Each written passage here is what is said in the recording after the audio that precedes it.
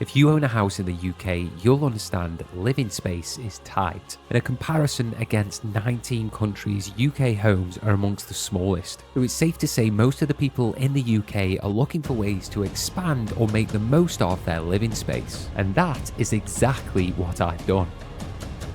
So in this video, I'm showing how I plan to maximize the potential of my garden space by using awkward, unused areas. And to do it, I'm building a low maintenance premium deck that wraps around the garden room. And it's finally time to get rid of this wobbly step. This is day one of the project. I've never done this before, so it's all new to me, but hopefully we're gonna make the perfect deck. I don't know how to use CAD or any of the design softwares that a professional might use to do this project.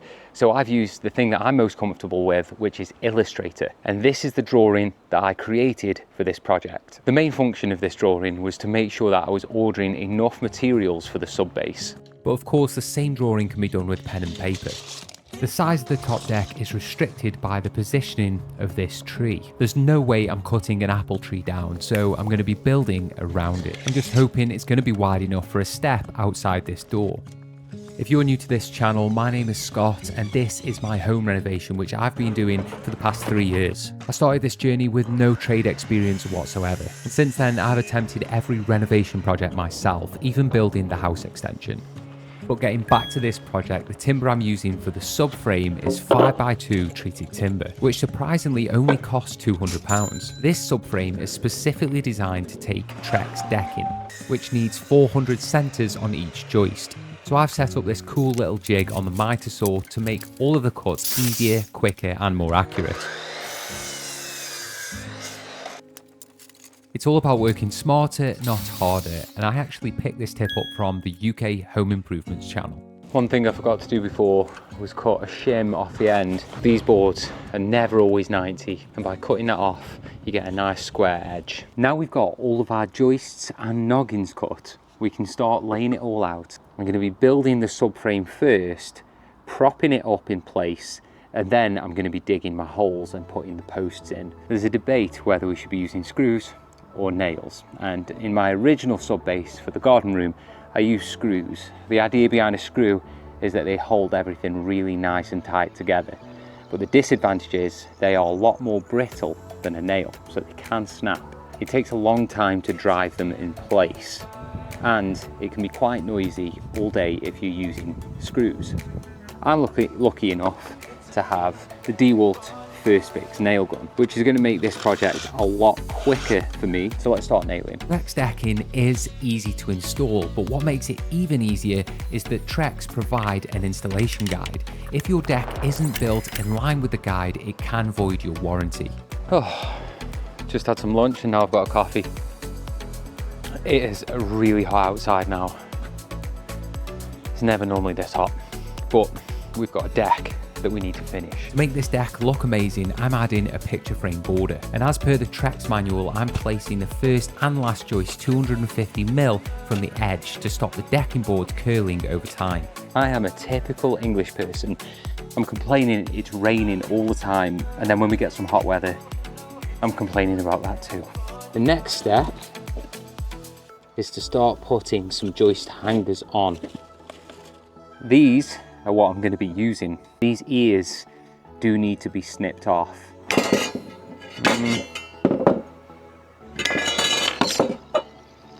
That's one. Only 2 billion to go. You might be wondering why I chose to buy joist hangers that are not the right size. It's because of price. These joist hangers are a lot cheaper, so you just have to take a little bit of time to snip the ears off. And to add a joist hanger to the entirety of the deck, it only cost £100. Honestly, this is the most time-consuming part of the project, hammering twist nails into all of the holes in every joist hanger. These are the nails that I'm using to put all of the hangers in on the deck frame. They are kind of small nails, but they're really important. They have to be used, and you get through a lot of these, so make sure you buy a big box if you're attempting your own deck project. And if you're thinking, why is he wearing his cap backwards? It's because I don't want the sun on the back of my neck. I burnt my neck yesterday.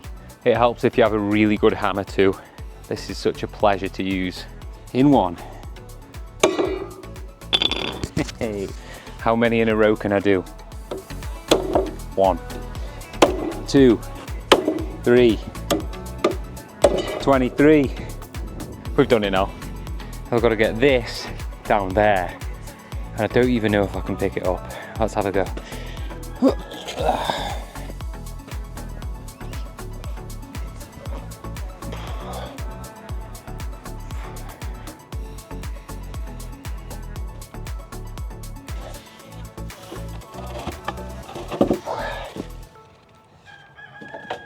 Oh, the good news, it's the right size.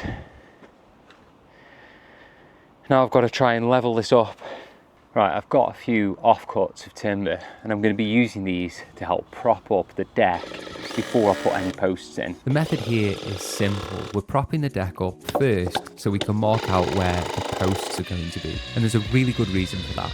And that's the last one. One of the hardest things about making a deck is making sure your posts which hold up the subframe are in the right place. And after doing lots of research and seeing many professionals do it multiple different ways, this is actually the most simple way for a small deck. Each blue dot represents where I'll be digging a post hole.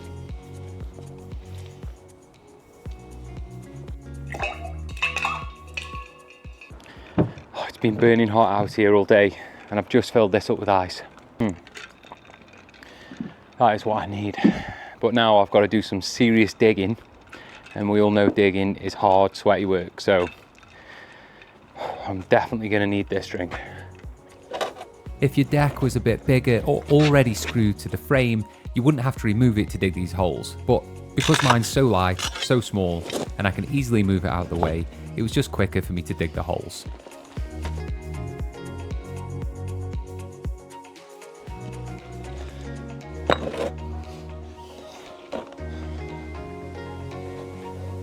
But what I thought was going to be a quick job turned out to be much longer than expected, because the ground here is full of bricks, concrete, and even glass. Glass. We've dug all the holes for this front deck, and the average depth, or the approximate depth, is about 400 mil. And really the rule with posts is that you want 1/3 of the total length of your post in the ground. This is a little bit more than that because it's only going to be rising about 300 mil above the surface. So we've got 400 in the ground and 300 above. I'll be honest, digging those holes was a lot. It really was a lot. And now I'm knackered. I was originally going to put the posts in tonight and get them all post-treated in, but I think I'm going to wait until tomorrow. Pack everything up, make the area nice and tidy, so when I start work tomorrow I feel like I've got a nice fresh start. It's day 2 and we're starting with something super exciting. We're going to get the posts in which hold up the deck.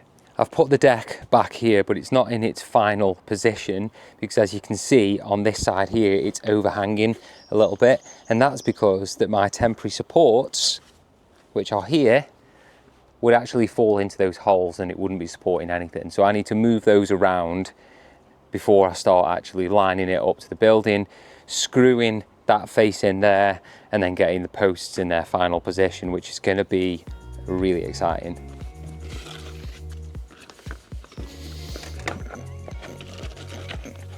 I want to connect this deck to the subframe of the garden room, but because I don't have any access on the other side of here, I won't be able to use coach bolts, which is what you would normally use to do this type of thing. I don't have access because I've got the grate here, which stops any animals getting under. But not only that, there's insulation inside that subframe in there, which means that even if I could get my hand around, I still wouldn't be able to get the bolt in. So the next best solution is 100mm screws.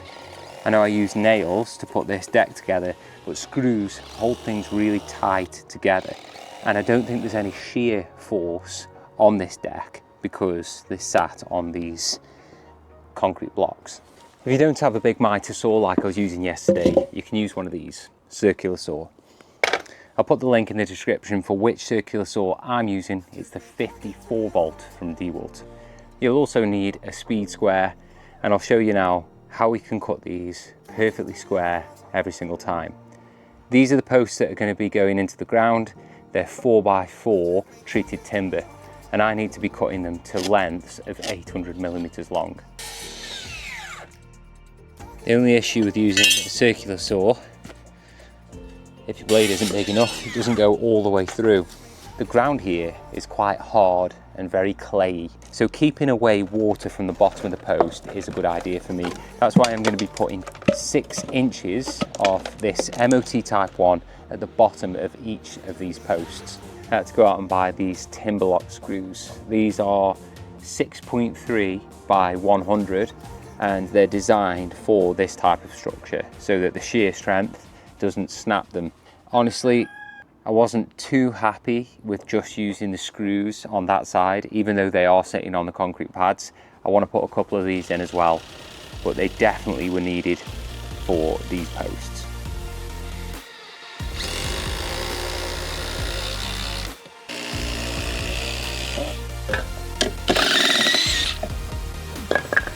The next step is the bit I've been really excited to do and I've had to wait all day for, and it's to get the postcrete in. 2 litres of water in this bucket.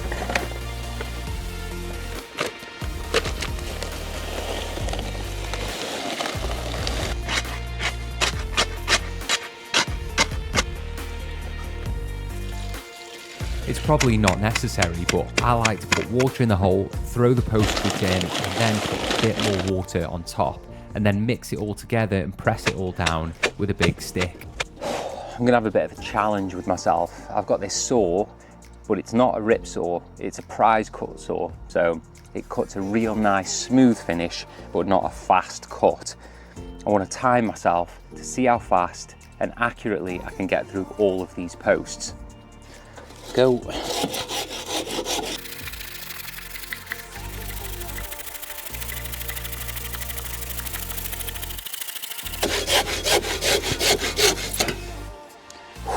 That is 42 seconds.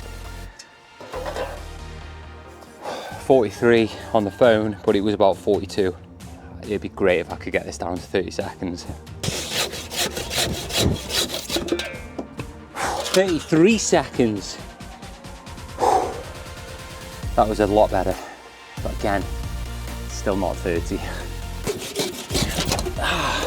24 seconds.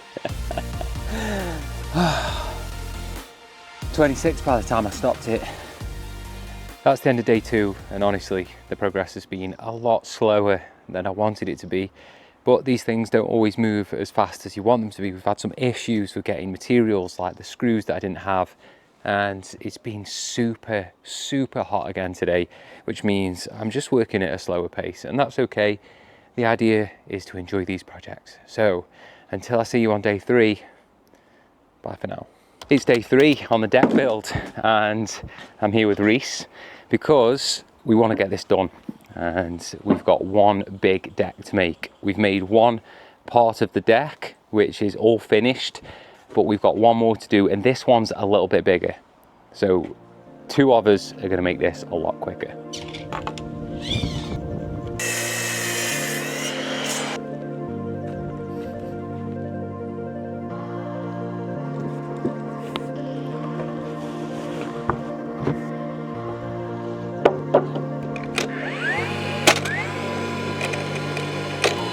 If you've been watching this channel for a while, you'll have seen Reese in a few of my videos, and as you can see today, he's come prepared to spend the day in the sun. We built this framework, but I hadn't actually considered how heavy this thing was going to be. Picking it up on end wasn't too difficult, but taking the whole weight was a bit of a different story, especially the fact we have to get it past the trees at the bottom. But before we can get to that exciting bit, we have to get the hangers on and the nails in.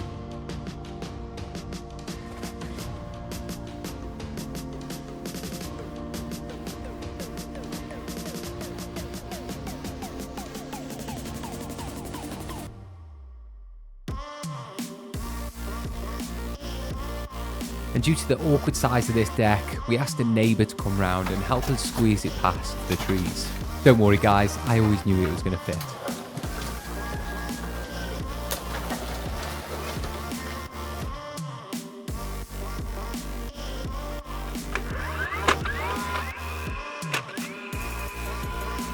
You know what, I was really glad I put these noggins in once the deck was in its place. It just added more weight and we didn't need to be lugging that around. We then followed the exact same process I followed on the first deck, which was to put it in place, prop it up, and to dig the post holes after marking them out. I then decided to get some woven ground material down and to cut the holes where the posts needs to go so the post can actually slide in. And this is to just stop any weeds growing over time. It makes the whole area much neater.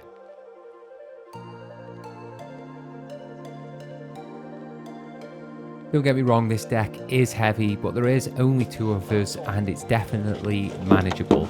I don't think I would have done this any other way, even if I was doing it once again. And to finish up, I screwed the deck into the subframe of the garden room using those structural screws I used for the posts earlier. And you know what? It was starting to look absolutely fantastic.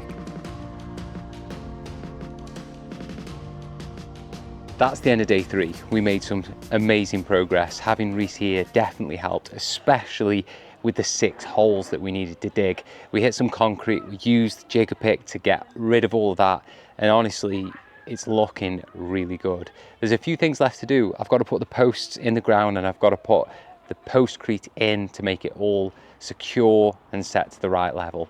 But right now, that's enough for one day. I've just packed up the area so it's looking a lot cleaner. And I'll see you on day 4.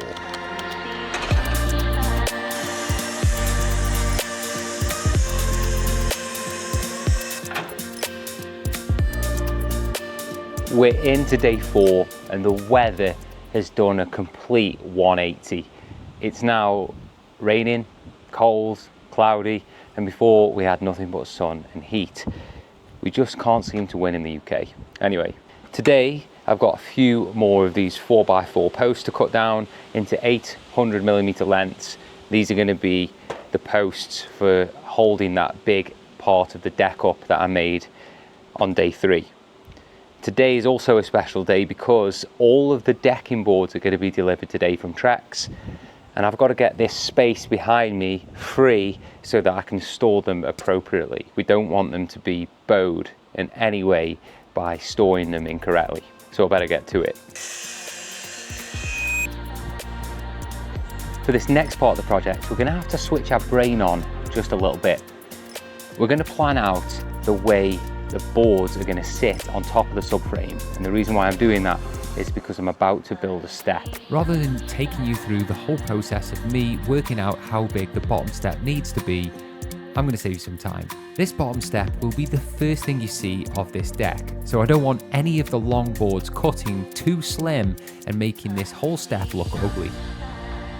Is that going to be the right size for our step? Well, we've got to measure it off and just see how far that comes out, and if we think visually it looks okay, that would be to there. You know what? 720 doesn't look too bad at all. I like it.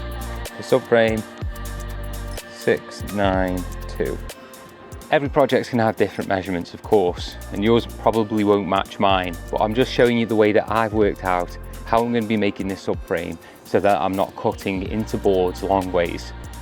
For me, this is the way I plan every project, so it's easy for me to imagine the 140 boards, the 6mm gaps, the overhang, put it all on a drawing and just lay it all out. And now I can't make any mistakes. Posts aren't they all famous last words?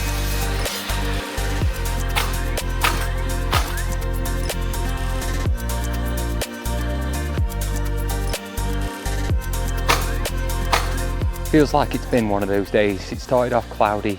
It's starting to be really warm, hence the change into these amazing orange shorts, black ladder. By the way, if you like anything that I'm wearing, you can see a link in the description.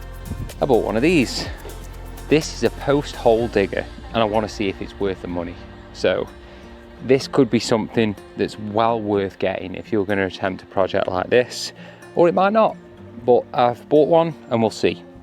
I'm going to finish this off and then we're going to mark out where the posts are going to go and we're going to get this step in place. After I've drank this brew, of course.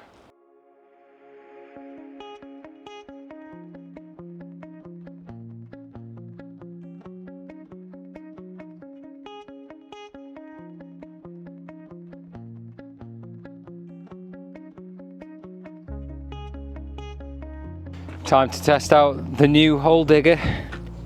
Once we got them house bricks and everything out of the way, let's give it another go. The sheer amount of concrete and bricks in this soil almost makes this post-hole digging impossible. But there's definitely no turning back now. Both decks are in, there's only one step remaining. That was a lot easier than any other hole I did. I was loosening the soil with this and getting rid of any little bricks in the way, and then pretty much using this just to pull the soil out of the ground. And you know what? It was quicker and easier. These are now dug. I've got the step in place. I'm going to try and screw it all together and get these posts in tonight so that tomorrow we can actually start doing some decking, because the Trex decking has arrived.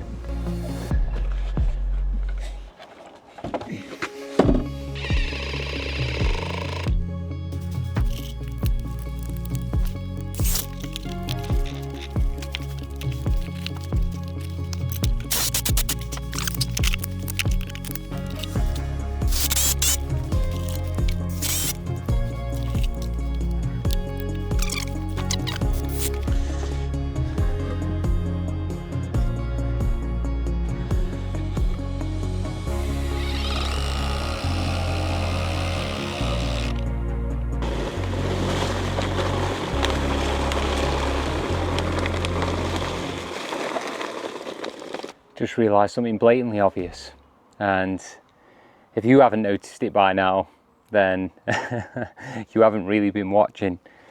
I haven't put the hangers in on the steps, and there's no way I can start putting the hangers in now whilst that's setting. Frustrating. I think I'm going to get one more post in, which is the one at the far end, and then that won't stop me from putting hangers in tomorrow, and it just means that the step is at least supported in a level position. Day 5 and we're back into it. The weather's been terrible and there's going to be more ahead, but I made a mistake last time I was building this step. I didn't put the hangers on, so this time I've got to put the hangers on in place. I am not joking, it's literally taken me ages to put those joist hangers on when they're already installed. So definitely do it before you attach it to the subframe. It'd be way quicker. Day 5 is just another day of following exactly the same process as before, which is getting the posts in the ground and using the postcrete to make them solid. And finally, we have a subframe that we can start adding the Trex decking to. And honestly, this is the moment I was looking forward to. This is the Trex box, and it's got all of the things we need to make the next step of this process work. This is the tape, which basically you stick to the top of the subframe. We've also got the hideaway fixings. This is what you put between each board. There's even an image on the front of the box, and that helps clamp all of the boards down to the subframe and keep them all together. And then we have these. These are the color-coded screws which are going to go through the edge boards. So these are for the board that goes around the outside and goes on the front. So they should be unseen.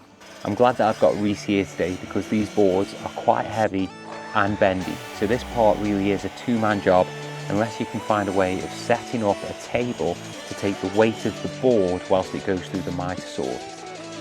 Get perfect cuts on all of these Trex decking boards. I decided to change the blade in the miter saw for a 60-tooth new blade.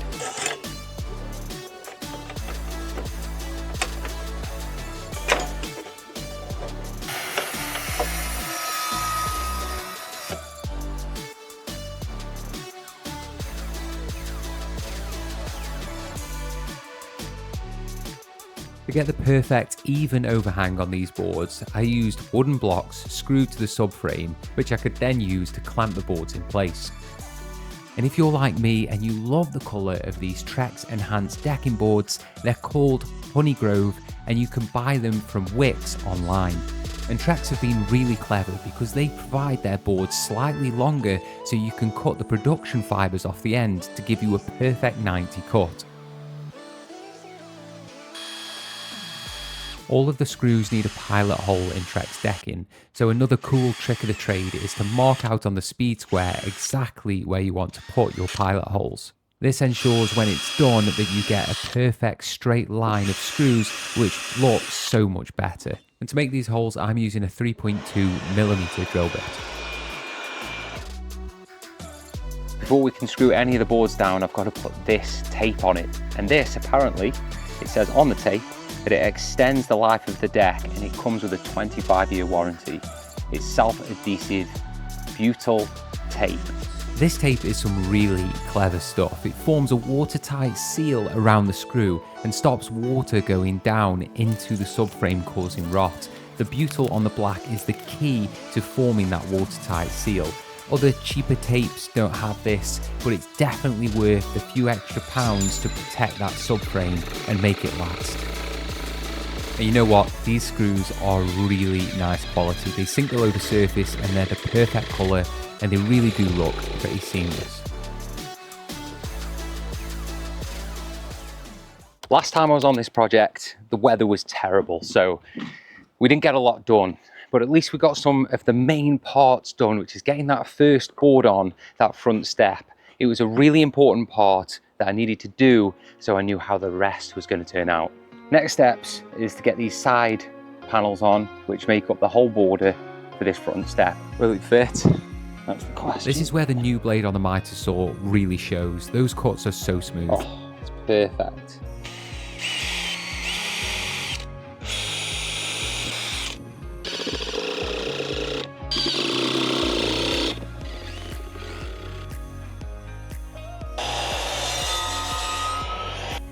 The distance between the picture frame was parallel, so I just needed to cut boards exactly the same length to fit in the middle. But remember, the front board has no groove, so it needs to be spaced with 6mm spacers. This copies the exact same spacing as the hidden fasteners, and I'm putting one screw in to hold it in place. This is my oversight though. You definitely can get the hidden starter clips, but I didn't have any. But honestly, the screws look so good, it didn't make much difference. This is my first look at the Trex hidden fasteners, and honestly they look really simple to use. I'm going to try and get this next board in, and it will be the first board that I've ever put in with one of these fasteners. Let's see how it goes. And here I'm using a 3mm white shim to make sure the distance between the board and the picture frame is the same every time. And despite all of my calculations to how I built this front step, I still needed to cut one of the boards down its length to make it fit perfectly. And I still managed to use the hidden fasteners where it will be seen, and I put a screw down the back where the fascia boards will cover. I was clearly excited and had to try it out, and it did get my imagination going of what it was going to look like with the top deck and fascias done. It's day 6 and we've got our work cut out for us, and I mean quite literally. The deck needs all of the deck boards cut in, and I'm hoping to get it done in just one day. I am starting this late, it's 10:30 in the morning, so I've got a lot to do in a short amount of time. One of the things that is tripping me up today though, that might delay a little bit of the progress, is one detail that connects the front deck to the side deck, which is that one right there. As you can see, I've got a 45 on that deck, on the end of this deck board. And this is one of the boards without the groove in the side. I was originally going to run another piece of board across the side there. That's why I've got this piece of timber in. However, looking at the whole project, I've realised I could actually continue the deck boards all the way along, giving this deck a bit of a border which runs into it like that before I start doing the sideways boards. But before I make my final decision on that, there are a few boards that need cutting, so I'm going to get into the swing of things, and hopefully it'll all just work itself out as I work through the day. But I'm going to start the day by doing something simple but repetitive. I'm going to get all of this top deck taped up. I'm going to need a bit of music on.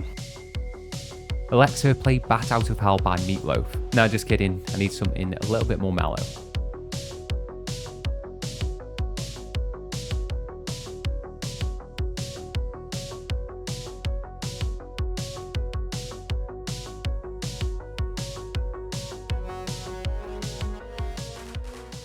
Definitely taking me longer than expected to get the decking tape on, but it's done, and I can now start thinking about putting the decking boards on The postcrete hasn't filled all the way up to the top, and I feel like it'd be nice to get some MOT in there to bring it all nice and level. Also, I want some MOT on top of the woven membrane that I've put down, which is basically just going to hold it in place so it doesn't move if it gets really windy. And then I think it'll be ready for the boards. I'm just getting all the back end stuff ready, getting it all nice, cleaning the area up, and then finally getting some boards on. Big thanks to Trex for sponsoring this video, and I'm here about to make this 45-degree cut, and this stuff is actually really good. It doesn't need any paint or staining, and it won't crack or split.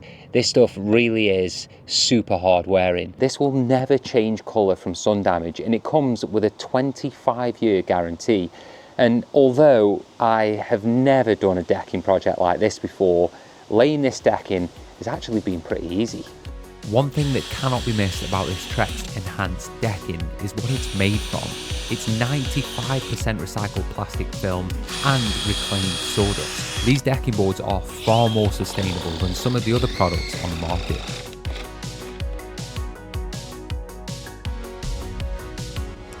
Now we can get this side piece in.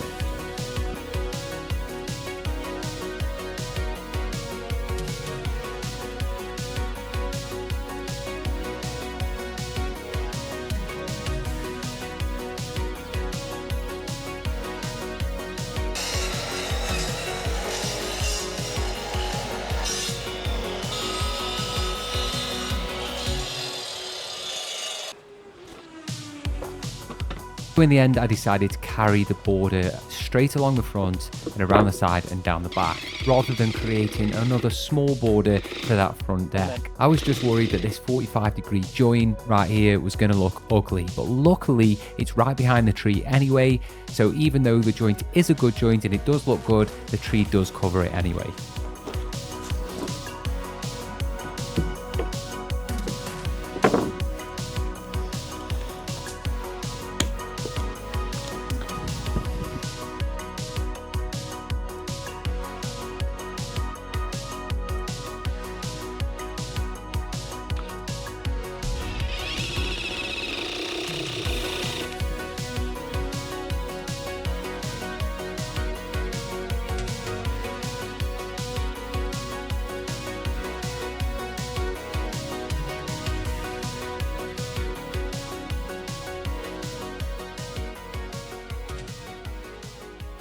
That is the end of another day, and the decking hasn't quite gone as quickly as I thought it would do. So it's safe to say that next time, on day 7 of this project, we will have a finished deck. It's crazy to say, but this is day 7 of the decking project, and it's the last day. Honestly, I've enjoyed every part of this project. Honestly, working outside in the garden, building a beautiful deck has been amazing, and the Trex material is unbelievable. If you would have enjoyed this journey so far, definitely think about liking and subscribing, because I'm doing projects like this all the time. Let's get this deck project finished, and we've got to do a load of cutting. Oh, and because I'm cutting a load of boards, which are actually quite long for the side of the deck, I've got Reese again here helping me. He's just there taking some measurements, and we're going to get all of the boards in today, and hopefully we can do it before it starts raining. This might be one of the most tricky cuts in the whole project, but if you've got the right tools, it can make it a lot easier. You can do this with a circular saw, and we've got to fit another board just in there. But the difference is, on this cut, we've got to cut the board all the way down its length because it's a little bit too wide for the remaining gap. So you can do this by measuring it off, drawing a line and using a circular saw, or if you've got one, you can use a table saw, and that's what I'm going to be using, and that will give me a perfectly accurate cut all the way down the board, and it should, with a bit of luck, slot straight in. Maintaining that 6mm gap is so important for the final look of the deck. So to fit this in, I'm working backwards from the garden room. I'm screwing that first piece in and then using the hidden fasteners on the rest. These boards are sticking up just a little bit at the end, and it's because one of the joists in the sub base is actually just a little bit too high. So I'm going to turn them over and just shave a little bit off the back. Only a little bit, it's probably about 3mm, but that 3mm is going to make a big difference to how smooth this actually turns out. let's see how it looks. Look at that, perfect now. Coffee time. This is a rare occurrence. Feel where we're at here. I'm a Bridgewater mug too.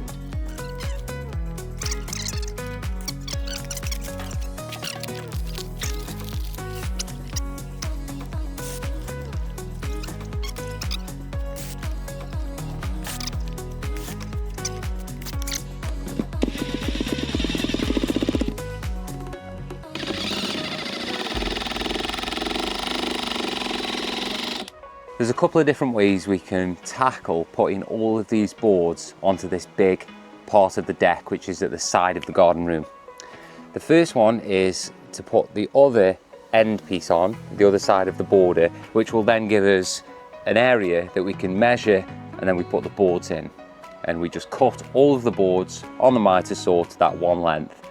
The other way of doing it, which is ways I've seen online, is to not put the other end of the border on, cut the long boards a little bit longer than we need, and then snap a string line down the end, and then just take all the ends off to get the perfect length of all the boards with just one cut of the circular saw. That does involve 2 lots of cutting. It does involve using the string line, and honestly, I feel more confident with cutting all of the boards individually on the miter saw to the perfect length with the border in place. So I think that's what we're going to do. I think that's the way forward.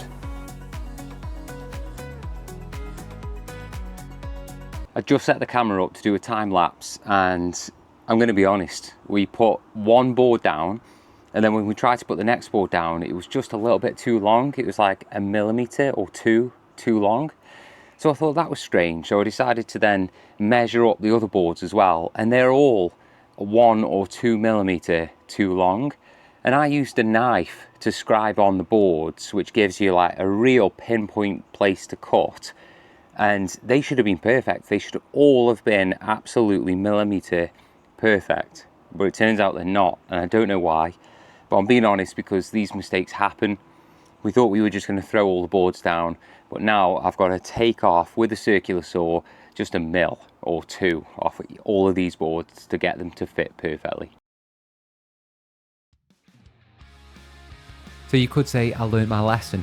The second option, which was to put all of the boards on a little bit too big, snap a string line and go straight down that line with the circular saw in place, would have been the most accurate way of doing this deck. And you know what? That's what all the professionals have done when I've seen them on YouTube. Takes to one side, the deck was starting to look phenomenal, and it's at this point in the project you really start to get excited about the whole thing being finished. Luckily, our final cut wasn't too small and it did fit perfectly into the gap. But we couldn't get any hidden fasteners in there, so I once again used the colour-coded screws. The deck is looking amazing, but it's not fully finished. There is a little bit left to do, and that is these fronts. There are 2 different ways I can do it. I can put a board long ways, or I can point them horizontally up from the floor, and I think that's going to look a lot better, but it does mean a lot more cutting. It means more measurements, but it's worth it because the outcome is going to be better. I've just set up the miter saw and I've cut a load of blocks exactly the same size, and we're going to be using them just on the front. As you can see, Reese is just putting them against the timber structure of the decking, and then we're going to be putting the clips in between, and that's going to make it look, it's just going to finish the whole thing off.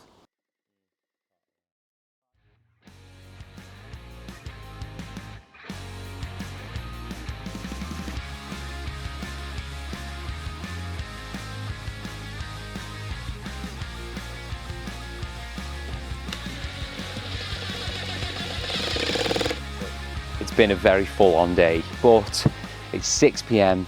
The kids are here, it's almost bedtime. So I've packed all my tools away and the deck is looking amazing. There are a few things left to do.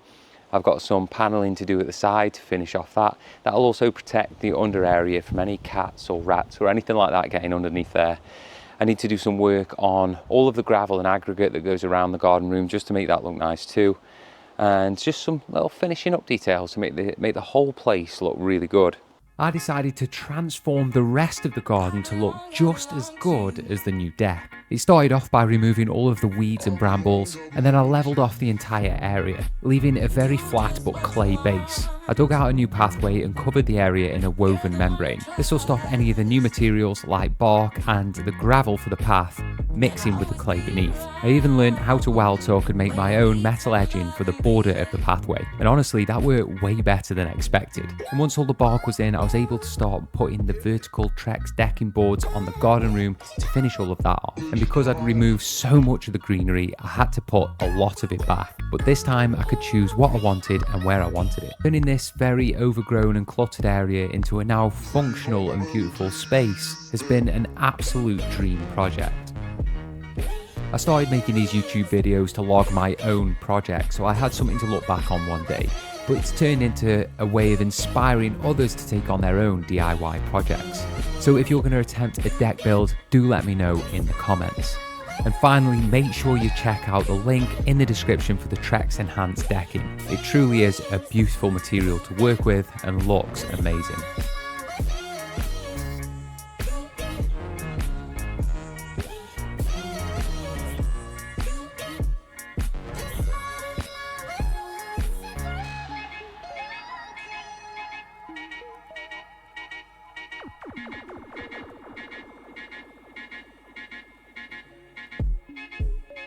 This has been a truly amazing project and one that's completely transformed my garden. I want to once again thank Trex for helping me make this happen. It's really made this space beautiful for me and the family to enjoy. And there is only one thing left to do. Make sure you like and subscribe so you can see future videos. Now I'm going to sit back and enjoy what I've created.